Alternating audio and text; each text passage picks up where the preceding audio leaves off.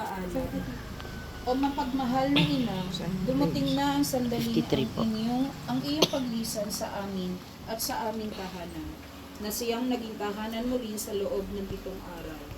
Kulang ang aming mga salita upang ikaw ay papurihan at pasalamatan sa ipinadama mong pagkalinga at pagmamahal sa amin. O makalangit na ina, inahalin mo kaming labis. Salamat ina, salamat sa iyong pagdalaw sa amin. Umaasa kami na sa darating na panahon ay muli ka namin makakapili. Ngayon pa man ay buong puso ka naming inaanyayahan muli at hinihintay namin ng buong sigla at pananabik.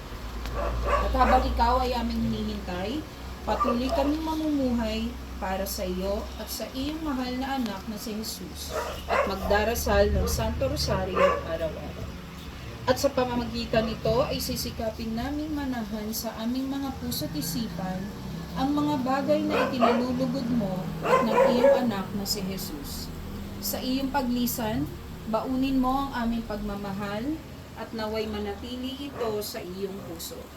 Kalinis-linis ang puso ni Maria, bago mo lisanin ang aming pamamahay, hilingin mo sa iyong anak na si Jesus na basbasan kami ng buong pagmamahal.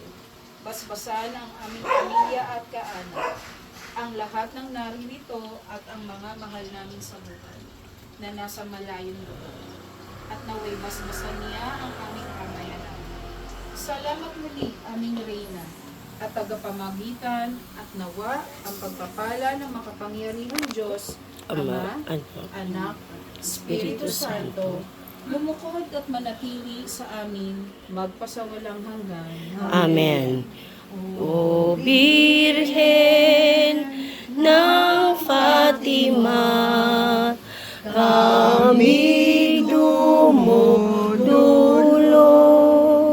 sa mahal mong alindog, ay napapakupkop sa amin ay ipakita